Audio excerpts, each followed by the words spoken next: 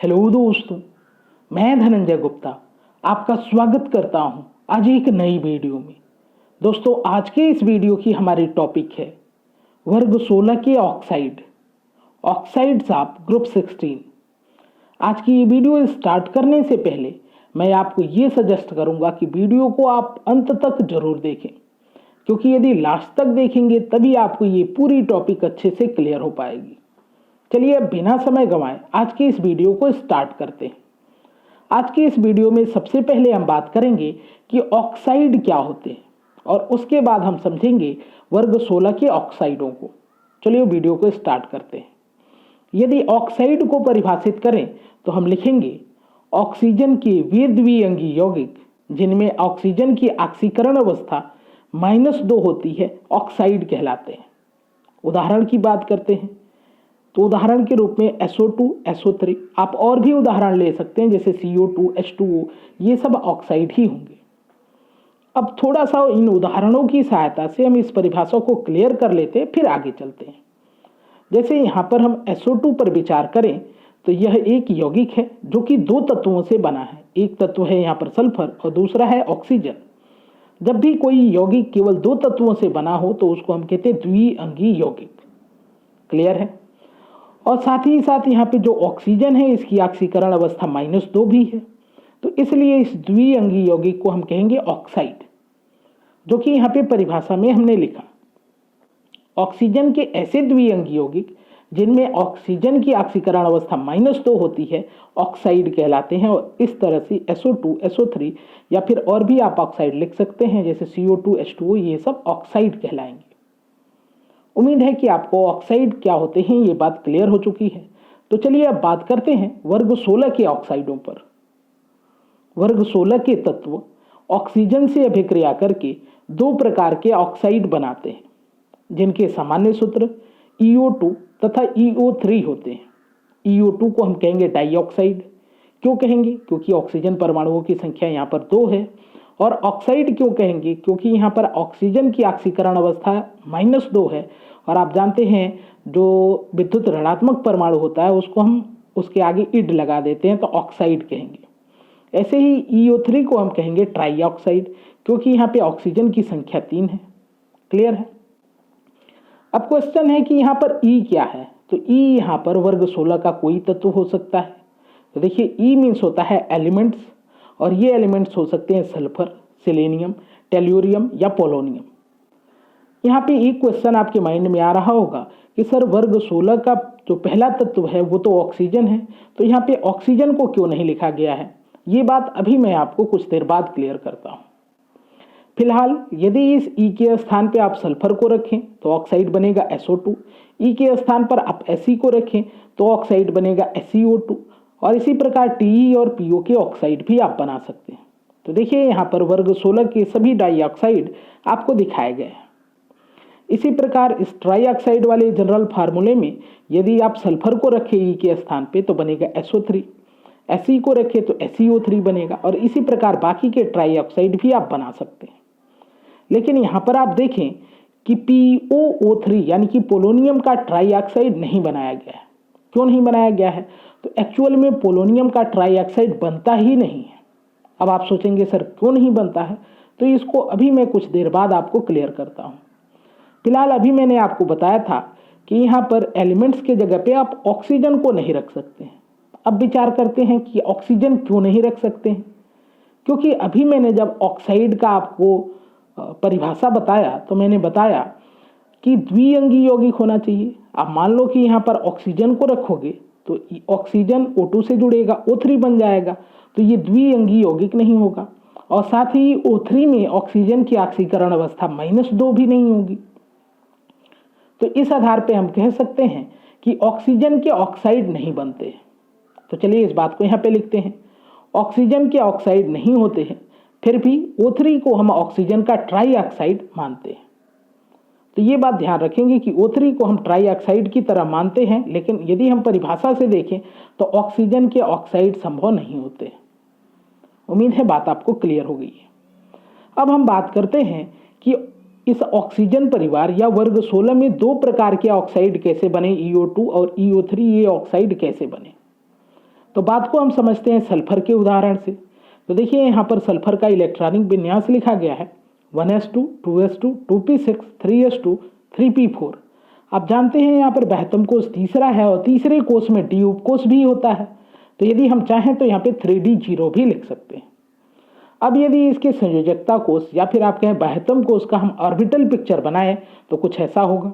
देखिए यह बनाया गया है 3s2 को, यह है 3p4 और यह है 3d0। क्लियर है।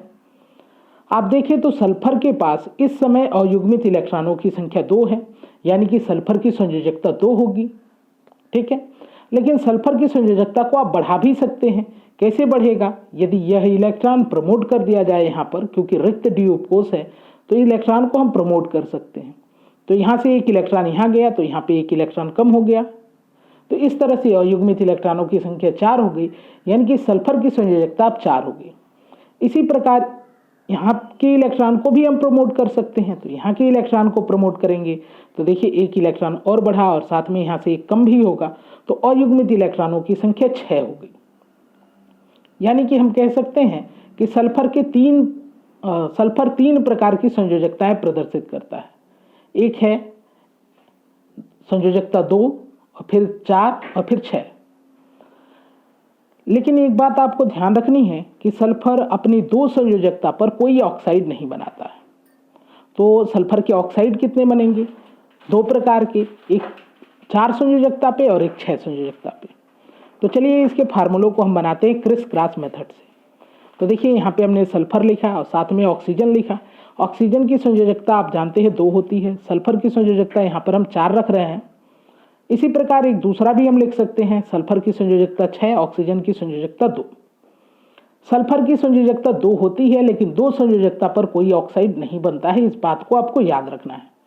अब क्रिस क्रॉस मेथड से यदि यहाँ पर हम फार्मूले को लिखें तो S के नीचे यानी सल्फर के नीचे 2 आएगा, ऑक्सीजन के नीचे 4 आएगा, यानी कि, और यहाँ पर देखें तो ऑक्सीजन के नीचे 6 आएगा और सल्फर के नीचे 2 आएगा। यानी कि यहाँ से जो फार्मूला बनेगा वो बनेगा S2O4। और आप देख रहे हैं कि इनके नीचे की जो संख्याएं हैं ये और भी इसका सिंप्लीफिकेशन संभव है। हम 2 से इसको डिवाइड कर सकते हैं। तो 2 से जब डिवाइड कर देंगे तो सल्फर के नीचे 1 हो जाएगा और ऑक्सीजन के नीचे 2 हो जाएगा और इस तरह सल्फर डाइऑक्साइड बन सकता है। इसी प्रकार यहाँ पे जो फार्मूला बनेगा वो बनेगा S2O6 और इसको भी आप सिंप्लीफाइड कर सकते हैं 2 से डिवाइड करके। तो यहाँ से फार्मूला मिलेगा आपको SO3। तो इस प्रकार से डाइऑक्साइड और ट्राइऑक्साइड बनते हैं। ध्यान रखें आप एक बात कि जो ऑक्सीजन परिवार है या वर्ग 16 है, तो वर्ग 16 में तत्वों की ऑक्सीकरण अवस्था या आप कहें संयोजकता 2 भी होती है, लेकिन 2 संयोजकता पे सामान्यतः ऑक्साइड नहीं बनते।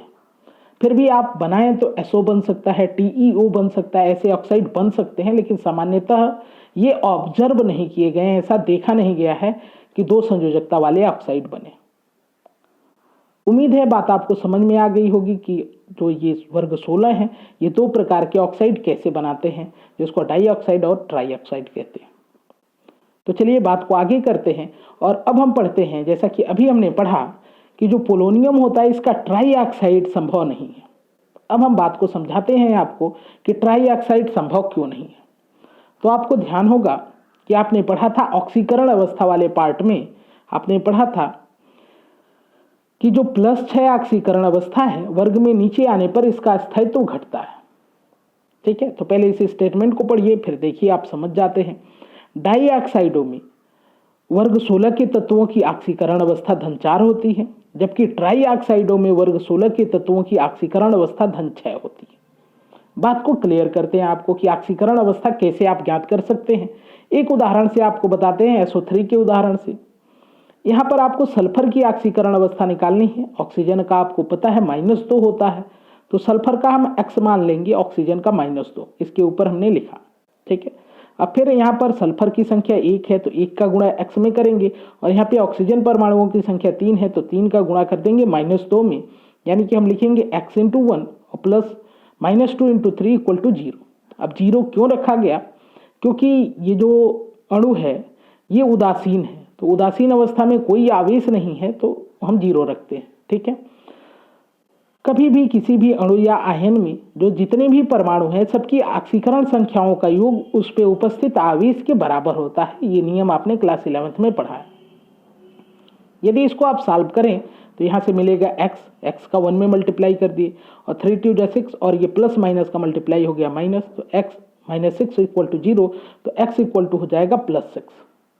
इस तरह से आप SO2 में भी निकाल के चेक करें तो SO2 में आप जब निकालेंगे तो आएगी ऑक्सीकरण अवस्था सल्फर की धन 4 और SO3 में तो यहाँ मैंने आपको निकाल के समझा दिया कि धन 6 आएगी। यही बात यहाँ पे लिखा गया है कि डाइऑक्साइड में जो ऑक्सीजन परिवार के तत्व होते हैं इनकी ऑक्सीकरण अवस्था +4 होती है और ट्राईऑक्साइड में इनकी ऑक्सीकरण अवस्था +6 होती है।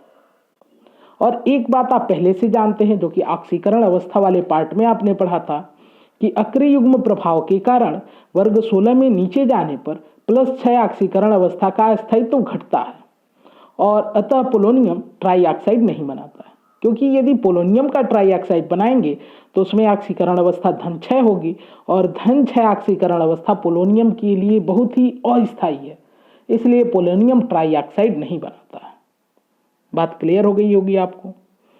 पोलोनियम +6 ऑक्सीकरण अवस्था के साथ केवल एक यौगिक बनाता है जिसको आप कहते हैं POF6 यानी कि पोलोनियम हेक्साफ्लोराइड, जिसमें यह +6 ऑक्सीकरण अवस्था प्रदर्शित करता है। इसके अलावा पोलोनियम धन 6 ऑक्सीकरण अवस्था वाला कोई यौगिक नहीं बनाता। उम्मीद है आपको समझ में आया होगा कि पोलोनियम का ट्राईऑक्साइड क्यों नहीं बनता है। तो चलिए आगे हम बात करते हैं इन ऑक्साइडों के कुछ सामान्य लक्षणों पर। तो देखिए यहाँ पे हेडिंग हमने लगाया वर्ग 16 के ऑक्साइडों के सामान्य लक्षण। पहले हम बात करेंगे इनके डाइऑक्साइडों के लक्षण की। तो पहले बात करते अम्लीय प्रकृति। वर्ग में नीचे जाने पर तत्वों जबकि उनकी समान ऑक्सीकरण अवस्था हो के ऑक्साइडों की अम्लीय लक्षण घटते हैं क्योंकि तत्वों के धात्विक लक्षण बढ़ते हैं। तो ये आप जानते हैं कि वर्ग 16 में या किसी भी वर्ग में जब आप नीचे जाएंगे तो धात्विक लक्षण बढ़ता है और धात्विक लक्षण बढ़ने के साथ इन ऑक्साइडों की अम्लीय प्रवृत्ति घट जाएगी। क्यों घटेगी? क्योंकि आप जानते हैं सामान्यतः धातु ऑक्साइड क्षारीय होते हैं। तो यहाँ पर जब नीचे जाएंगे तो धात्विक लक्षण बढ़ेगा, यानी कि जो ऑक्साइड हैं उनकी क्षारीय प्रकृति बढ़ेगी और अम्लीय प्रकृति घटेगी। क्लियर है? आगे चलते हैं हम। केंद्रीय परमाणु की ऑक्सीकरण संख्या में वृद्धि होने पर ऑक्साइडों के अम्लीय लक्षण बढ़ते हैं। जैसे यहाँ पर हमने देखा सल्फर के 2 ऑक्साइड बनते हैं, SO2 और SO3। यदि इन दोनों में तुलना करें तो यहाँ पर SO3 का अम्लीय प्रकृति ज़्यादा होगा। अब क्यों ज़्यादा होगा? क्योंकि आप जानते हैं अभी हमने पढ़ा कि SO3 में सल्फर की ऑक्सीकरण अवस्था धन 6 है और SO2 में सल्फर की ऑक्सीकरण अवस्था धन 4 है। तो जब केंद्रीय परमाणु की ऑक्सीकरण अवस्था अधिक होगी तो ऑक्साइड की अम्लीय प्रकृति भी ज़्यादा होगी। और आप जानते हैं किसी अणु या आयन में जिसकी संख्या कम होती है वही सामान्यतः केंद्रीय परमाणु बनता है। तो यहाँ पे केंद्रीय परमाणु सल्फर है क्योंकि इसकी संख्या कम है। उम्मीद है ये आपको पॉइंट समझ में आ गए होंगे। तो अगली लक्षण की तरफ हम बात करते हैं अपचायक प्रवृत्ति। तो यदि यहाँ पर वर्ग 16 में हम नीचे की तरफ जाएं तो ये वर्ग 16 के ऑक्साइड हैं, जो अपचायक प्रकृति है वो घटती जाती है। तो पहले लिखते हैं फिर कारण को देखते हैं। वर्ग 16 के तत्वों की डाइऑक्साइडों की अपचायक प्रकृति SO2 से TeO2 तक घटती है। तो अपचायक प्रकृति नीचे जाने पर घटती है। यहाँ पे POO2 यानी कि पोलोनियम के डाइऑक्साइड की हम बात नहीं कर रहे हैं क्योंकि आप जानते हैं पोलोनियम एक रेडियो सक्रिय धातु है, इसलिए इसको हम यहाँ पे छोड़ दे रहे हैं। SO2 अपचायक है जबकि TeO2 जो है ये ऑक्सीकारक है। और ये बहुत ही इंपॉर्टेंट क्वेश्चन है कि ऐसा क्यों है कि SO2 अपचायक का काम करता है और TeO2 जो है वो ऑक्सीकारक का काम करता है। इस बात को हम समझते हैं। आप जानते हैं अपचायक ऐसे पदार्थ होते हैं जो दूसरे पदार्थों का अपचयन कराते हैं परंतु स्वयं ऑक्सीकृत होते हैं। तो SO2 ऐसा कर सकता है। कैसे कर सकता है? क्योंकि SO2 SO3 में आसानी से परिवर्तित हो जाएगा और जानते हैं इस परिवर्तन के बाद ऑक्सीकरण संख्या बढ़ जाएगी। SO2 में सल्फर की ऑक्सीकरण संख्या धन 4 है और SO3 में धन 6 हो जाएगी। तो इस तरह से इसकी ऑक्सीकरण संख्या बढ़ रही है। ऑक्सीकरण संख्या बढ़ने का अर्थ है कि इसका ऑक्सीकरण हो रहा है। और अभी हमने आपको बताया कि अपचायक ऐसे पदार्थ होते हैं जो दूसरे पदार्थ का अपचयन कराते हैं परंतु स्वयं ऑक्सीकृत होते हैं, यानी कि सल्फर डाइऑक्साइड आसानी से ऑक्सीकृत हो सकती है। अब बात करते हैं टेलुरियम के डाइऑक्साइड की। तो टेलुरियम के डाइऑक्साइड के साथ भी आप ऐसा लिख सकते हैं कि टेलुरियम डाइऑक्साइड टेलुरियम ट्राइऑक्साइड में कन्वर्ट हो जाए। तो भी वही बात है कि यहाँ पे ऑक्सीकरण अवस्था धन 4 से धन 6 हो गई, मीन्स इसका ऑक्सीकरण हो गया। लेकिन टेलुरियम ऐसा नहीं कर पाता है। अब क्वेश्चन है ऐसा क्यों नहीं कर पाता है? तो इसका कारण होता है अक्रिय युग्म प्रभाव। अक्रिय युग्म प्रभाव के कारण टेलुरियम के लिए +6 ऑक्सीकरण अवस्था अस्थायी होती है। तो यहाँ पे ऑक्सीकरण अवस्था धन 4 स्थायी है और +6 जो है ये अस्थायी है, इसलिए टेलुरियम डाइऑक्साइड कभी टेलुरियम ट्राइऑक्साइड में परिवर्तित नहीं होना चाहेगा, क्योंकि उसके अस्थायित्व में कमी आ जाएगी। और आप जानते हैं कि कोई भी परिवर्तन होता है तो उस दिशा में होता है जिधर की तरफ अस्थायित्व बढ़े। तो यदि टेलुरियम ट्राइऑक्साइड है तो वो डाइऑक्साइड में कन्वर्ट हो जाएगा, लेकिन डाइऑक्साइड ट्राइऑक्साइड में कन्वर्ट नहीं होना चाहेगा। परंतु टेलुरियम के लिए +2 ऑक्सीकरण अवस्था स्थायी होती है। तो यदि टेलुरियम को आप कन्वर्ट भी करेंगे तो टेलुरियम डाइऑक्साइड जो है वो मोनोऑक्साइड में कन्वर्ट होगा। अब ऐसा क्यों? क्योंकि डाइऑक्साइड में इसकी ऑक्सीकरण अवस्था धन 4 है और मोनोऑक्साइड में ये धन 2 ऑक्सीकरण अवस्था में जाएगा, और धन 2 ऑक्सीकरण अवस्था टेलुरियम के लिए ज्यादा स्थायी है। किसकी अपेक्षा? धन 6 ऑक्सीकरण अवस्था की अपेक्षा। तो इसलिए टेलुरियम कभी अपना ऑक्सीकरण नहीं, टेलुरियम डाइऑक्साइड अपना ऑक्सीकरण नहीं कराता है, बल्कि वो अपना अपचयन कराता है। तो जैसा आपने पढ़ा कि अपचायक ऐसे पदार्थ होते हैं जो दूसरे पदार्थ का अपचयन कराते हैं, लेकिन स्वयं उनका ऑक्सीकरण होता है। यहाँ पे आप देखिए टेलुरियम डाइऑक्साइड का अपचयन हो रहा है, तो इसको हम कहेंगे ऑक्सीकारक। मतलब ऑक्सीकारक ऐसे पदार्थ होते हैं जो दूसरे पदार्थों का ऑक्सीकरण कराते हैं, लेकिन वो स्वयं अपचयित होते हैं। तो टेलुरियम डाइऑक्साइड है ये स्वयं अपचयित हो रहा है, तो ये दूसरे का ऑक्सीकरण कराएगा और इस वजह से इसको ऑक्सीकारक कहेंगे। आपने क्लास 11th में पढ़ा था कि ऑक्सीकारक और अपचायक ये दोनों एक दूसरे के उल्टे प्रकृति के होते हैं। उम्मीद है कि ये पॉइंट आपको समझ में आया होगा। तो दोस्तों ये थी आज की वीडियो। आज की वीडियो यदि पसंद आए तो वीडियो को लाइक करें, अपने दोस्तों के साथ शेयर करें, हमारे चैनल को सब्सक्राइब करके बेल आइकन को प्रेस करें ताकि आगे आने वाली वीडियो का नोटिफिकेशन आपको मिलता रहे। वीडियो से संबंधित अपने विचार को कमेंट बॉक्स में जरूर लिखें। आज की ये वीडियो देखने के लिए और हमारे इस चैनल से जुड़ने के लिए आपका धन्यवाद। मिलते हैं आपसे इस चैप्टर की अगली वीडियो के